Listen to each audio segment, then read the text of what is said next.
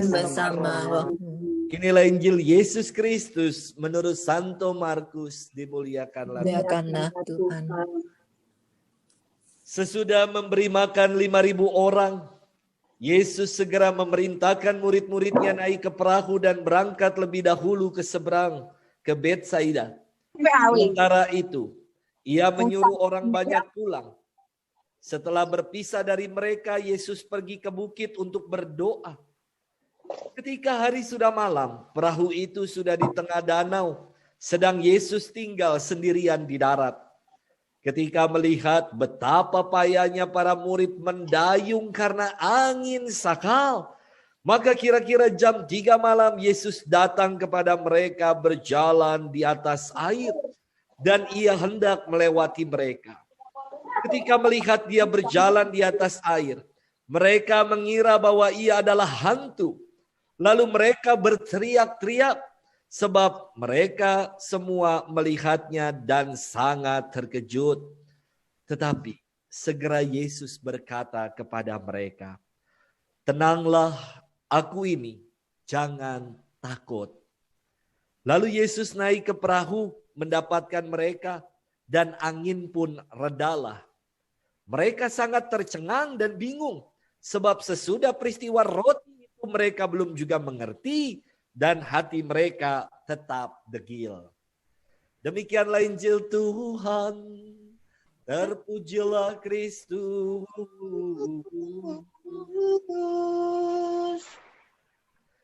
Ibu bapak, saudari-saudara yang dikasihi Tuhan, Shalom Aleichem. Ya.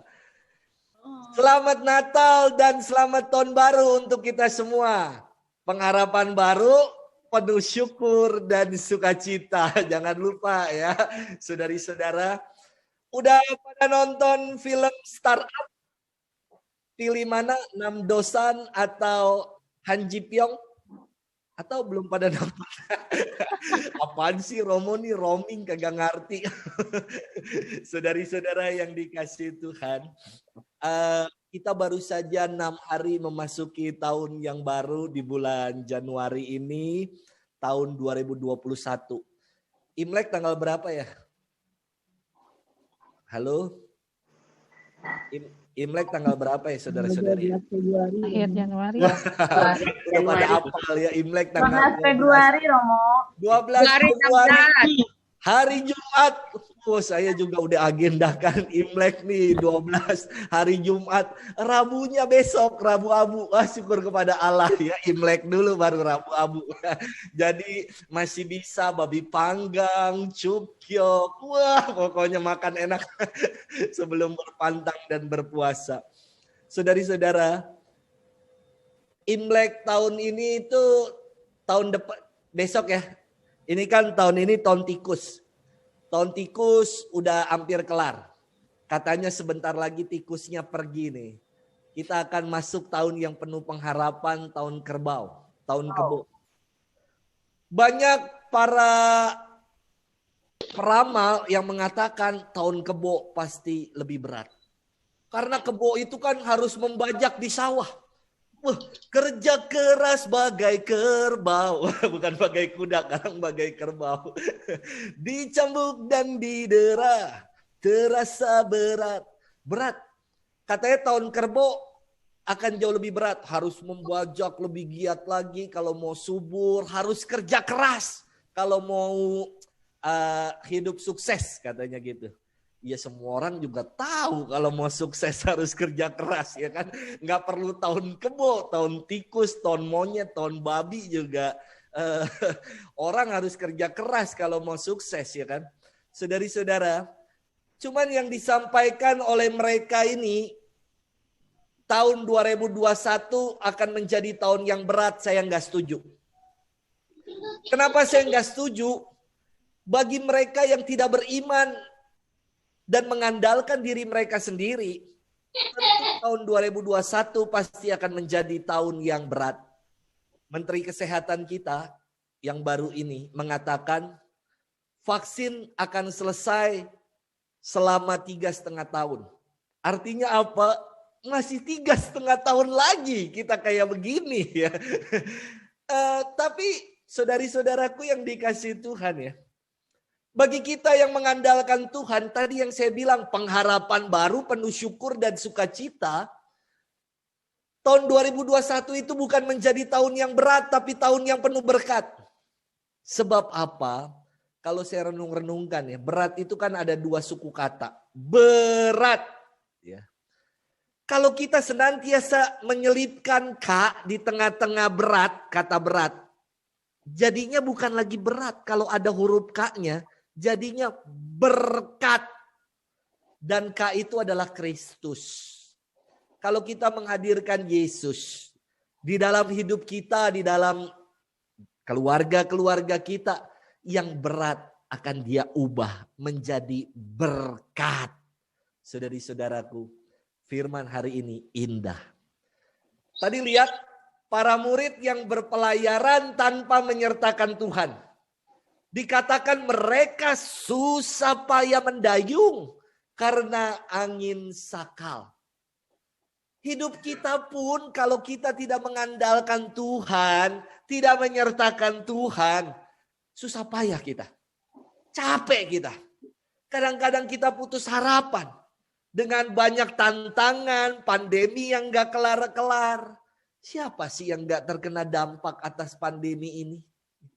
Semua juga terkena dampak, saudara-saudari. Banyak orang yang menggerutu kayak hidupnya yang paling susah sendirian.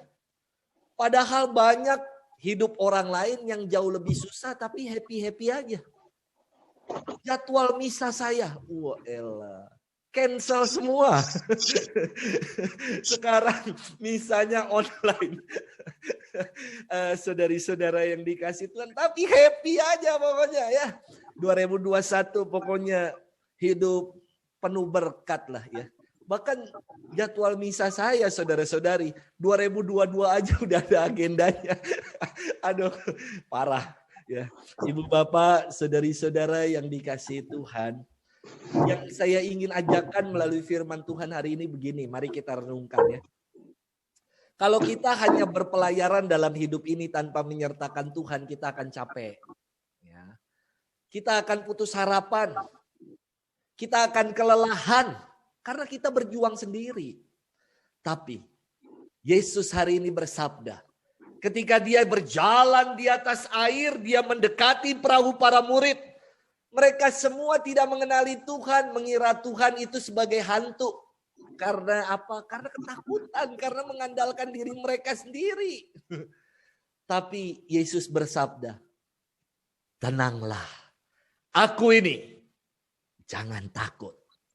Dan seketika Yesus naik ke atas perahu mereka, angin sakal reda. Maka ada sebuah nyanyian yang indah saudara-saudari. Orang PD pasti tahu lagu ini. Lagunya saya kira berangkat dari permenungan firman Tuhan hari ini. Yang dinyanyikan oleh Victor Huta Barat. Ya. Di tengah ombak dan arus pencobaan.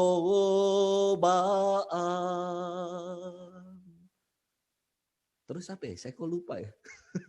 Terhilang. Hampir terhilang tujuan arah hidupku. Bagaikan kapal yang selalu diombang-ambingkan,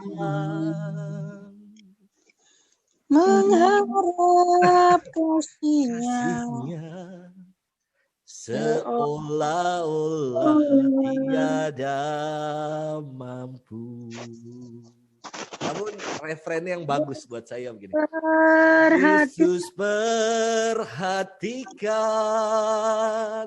kehidupan setiap orang yang sudah rusak dibetulkan dengan penuh kasih sayang.